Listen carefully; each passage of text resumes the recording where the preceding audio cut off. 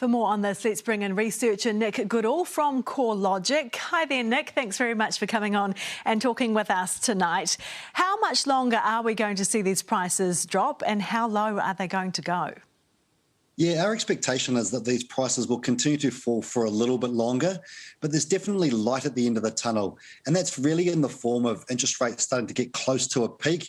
We know that a big part of this market that's been on the downturn, the big thing that's been contributing to that has been the fact that interest rates have been increasing. So if they start to get to their peak, affordability starts to improve or doesn't worsen, then we might actually see a little bit of demand come back, and that will arrest the fall in prices.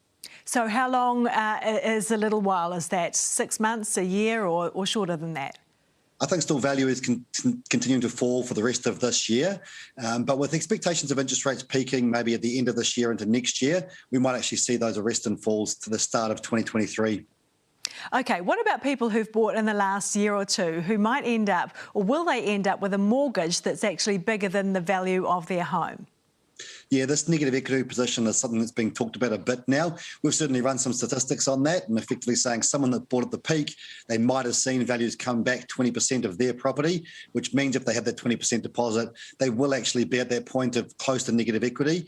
Look, we think at the moment it might be upwards of about 500 people or 500 households nationwide, and that will start to increase as values continue to fall. But the key thing here is that for those people, that short-term drop, it shouldn't really matter too much. Unless you have a change in income or you lose your job, you should be able to continue to hold that property as long as you keep up with mortgage payments. It's no real reason to panic on its own, because it's more worried if you just keep up your mortgage payments as opposed to worry about the value of your property. Because unless you're actually going to sell it, you're not going to realise that loss, so you just sort of white knuckle it through, because it is a worrying time, isn't it? Oh, absolutely. And falling prices for a homeowner is never a good situation to be in. But as you say, if you're owning for the long term, you're not looking to sell in the short term, and you have no change in your personal circumstances, so you don't have to leave the house, you don't have to sell it, and you should be able to ride out this period of downturn in the hope that at some stage it'll plateau and then probably grow in the future as wages start to grow and we can see prices start to grow in the future. OK, what about mortgagee sales? Are things like, the low unemployment rate, are they going to stave off, a wave of mortgagee sales, do you think?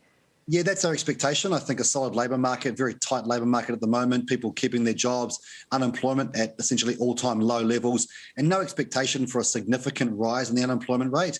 And that's really one of the contributors to mortgagee sales. We know that in the GFC, mortgagee sales got to over 770 mortgage sales for one quarter in 2008.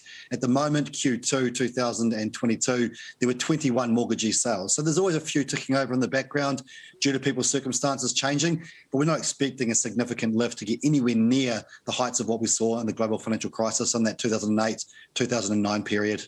OK, you were talking earlier about there being light at the end of the tunnel. This, of course, is light at the end of the tunnel if you are looking to buy, because even with this drop, we're still down to prices that were around in 2021. So it's still not exactly affordable, is it? Are houses ever going to be affordable?